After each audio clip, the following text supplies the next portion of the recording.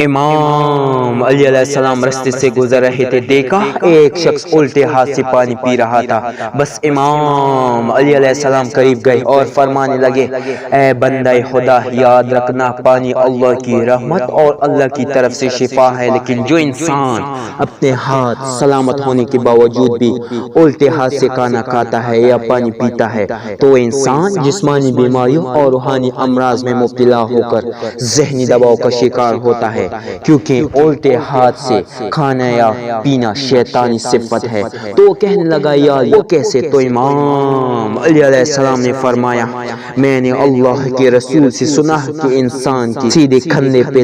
نیکیوں کو لکھنے والا فرشتہ ہوتا ہے اور الٹے کندھے پہ گناہ کا لکھنے والا فرشتہ ہوتا ہے۔ جب انسان الٹے ہاتھ سے کوئی بھی چیز کھاتا ہے یا پیتا ہے تو انسان کی کی گئی بد عمل کا اثر اس غذا پہ یا اس پانی پہ ہوتا ہے، اور جب انسان سیدھے ہاتھ سے کوئی بھی چیز کھاتا ہے یا پیتا ہے تو انسان کی نیکیوں والا اثر کھانے والے غذا یا پانی پہ ہوتا ہے، اور یوں سیدھے ہاتھ سے پانی پینے والا اور یا کھانا کھانے والا اللہ کی رحمت تک پہنچتا ہے، اور الٹے ہاتھ والا ذہنی دباؤ اور روحانی اور جسمانی بیماریوں کا شکار ہوتا ہے۔